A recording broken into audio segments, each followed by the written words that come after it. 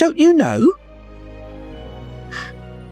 He's the king. Aslan seems to be what anybody would like to make of him. If you're an Orthodox Christian, I guess Aslan is the Christ figure. And the sequence we're doing here tonight, when the lion is executed by the Wicked Witch, it's equivalent to the crucifixion. You don't have to know that to appreciate the story.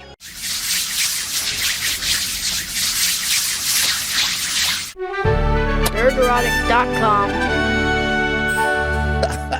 I mean, I don't think anybody's surprised about this. When you hire the Barbie director because she's a woman who directed a big hit movie for women, like, yeah, let's have her do the Chronicles of Narnia, the Christian coded show, so they can subvert it. Like, see, this is where that meeting at Congress, this is where, like, one of the things I would have grilled them on if you're trying to convince the world that, no, this is a woke organization, is like, what are your plans with C.S. Lewis's Chronicles of Narnia? The devout Christian, where one of the characters is Jesus. What are you going to do with that?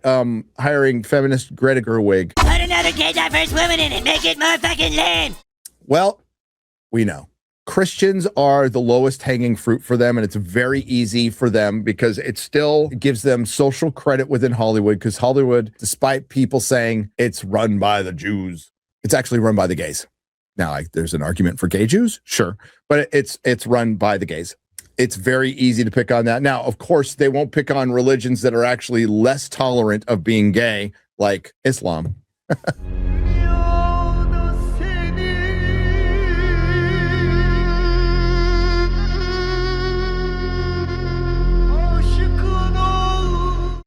But you see this and you just like, again, they never leer. Editor Andrew Weisblum on adapting Narnia with Greta Gerwig in a recent interview with Art of the Cut. Yeah, I'm really curious to see how this thing's shot too. This is high fantasy, and we got Greta Gerwig doing it, and with a lot of help and a lot of money, maybe. But right now, I'm working on a film that the source material is very well known. I'm choosing not to refer back to that material because we're doing our own take on it. So, fuck, here we go again. What is the single biggest complaint from fans of a property when Hollywood gets his hands on it, particularly recently? What is the single most repeated criticism?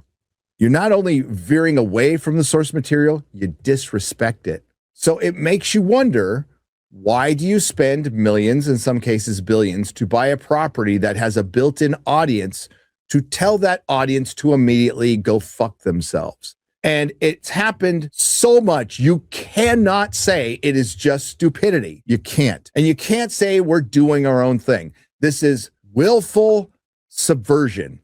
That's the only explanation for this. Ooh, we can turn this Christian work upside down when it's already been done. His Dark Materials. So they're just going to take Narnia and turn it into His Dark Materials again. So it's like double subversion. His Darker Materials. It's like, I'm so edgy, I'm going to subvert some Christian stuff. Dude, that was edgy in like 93. Okay. That was edgy in 88. That's over 30 years ago. Be edgy? Properly adapting Narnia. That would be fucking edgy. It's a circle jerk. If you watch Silicon Valley in the 8th episode, they have this huge problem. Their code was basically ripped off and they have to find a way to improve it last minute. They're all kind of giving up. I'm getting somewhere with this. And they're like, I don't even want to go to the event now. And Erlich Bachman says, we're going to the event if I have to jack off everybody in that fucking room. And then they start figuring out how you could jack off 800 people in a certain amount of time. And through that, Richard figures out the code, right? It's middle out. That's what fucking Hollywood is right now. It's just tip to tip dicks and people just fucking jerking each other off. The DTF ratio, which is dick to floor ratio. You have to see the scene. It's pretty fucking funny. But that's what this is. I have been hearing from people inside the industry that they have been really trying to clear out the cancerous elements of Hollywood. Now, nobody's throwing on fucking MAGA hats and being pro-Trump, but they know they have a problem. So they're clearing out a lot of shitty activist writers. I will tell the people who have been saying that publicly and telling me it privately, I will fucking believe it when I see it, because it doesn't look like that's happened yet. And I keep on hearing, oh, it's a holdover. Like Star Trek Academy is a holdover from, it was done a couple of years ago. Those people are gone. And they might be, because it's true. It does take time to weed them out. I've seen no signs of improvement. And if you would ask me a couple of years ago, would they wokeify Harry Potter? I'd go, they wouldn't be that stupid.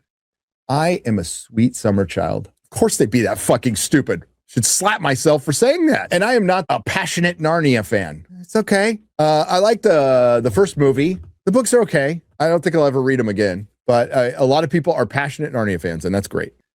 You want a great example of adapting a book properly? Now, certainly, we have some minor complaints about the order of how they've done things from the book and possibly a really impactful missing line, which I would be upset about. Other than that, A Night of the Seven Kingdoms is one of the best adaptions as far as respecting the material. It is not word for word. It's not even in the same order. They have certainly changed things from the book, but they haven't left much out. Like if we're complaining that they left a line of dialogue, mind you, it's a pretty impactful one. They should really put it in. But as far as adaptions go, this is a shining example of how you adapt a series.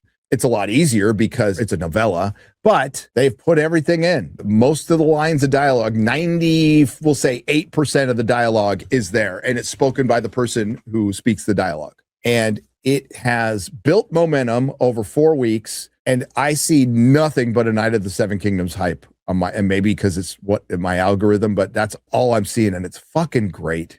It's great. Nobody's arguing. Of course, there's outliers. Nobody's going to ever... You're never going to get 100% of the crowd. So, of course, there's the people out there who are going to refuse to watch it or think it's boring, whatever.